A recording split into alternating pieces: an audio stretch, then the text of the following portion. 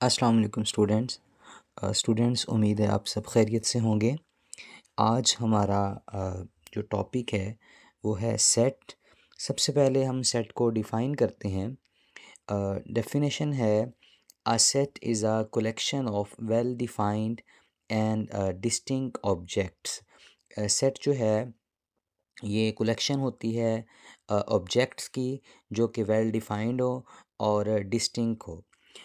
The object in a set can be anything from numbers, letters, and shapes to names, places, or paintings.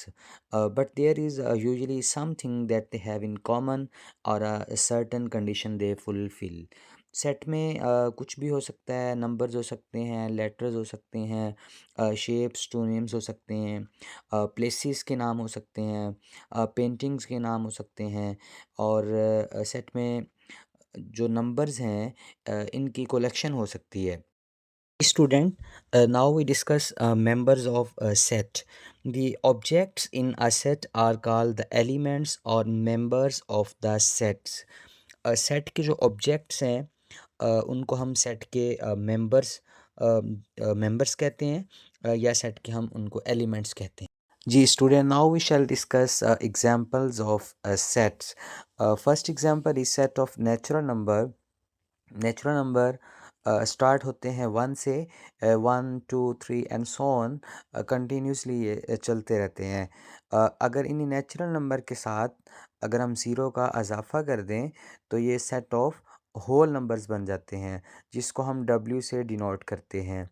अगर हम इन्हीं whole numbers के साथ negative जो numbers हैं उनका इजाफा कर दें तो ये हमारे पास सेट ऑफ इंटीजर्स आ जाता है, तो जिसको हम जी से डिनोट करते हैं।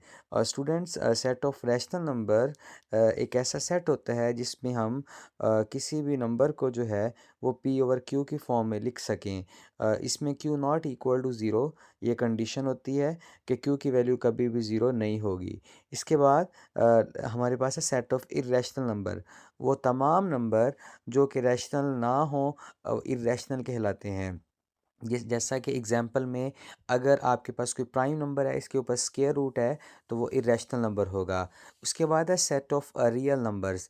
रैशनल नंबर्स और इरेशनल नंबर्स का जो सेट है, इन दोनों का जो यूनियन अगर हम लें, रैशनल नंबर्स के सेट का और इरेशनल नंबर के सेट का, इनका जो यूनियन है वो रियल नंबर का सेट कहलाता है। इसके बाद हम ऑर्डर ऑफ सेट्स को डिस्कस करेंगे। There is no restriction on the number of members of a set. A set may have infinite element like 0 1 2 3 and so on, and finite member a b c। Set में कोई भी restriction नहीं होती कि set के अंदर कितने उसके नंबर ऑफ मेंबर्स होंगे। तो अगर तो फाइनाइट है तो फाइनाइट मेंबर्स, अगर इनफाइनाइट है तो इनफाइनाइट मेंबर्स। नेक्स्ट हमारे पास है एम्प्टी सेट।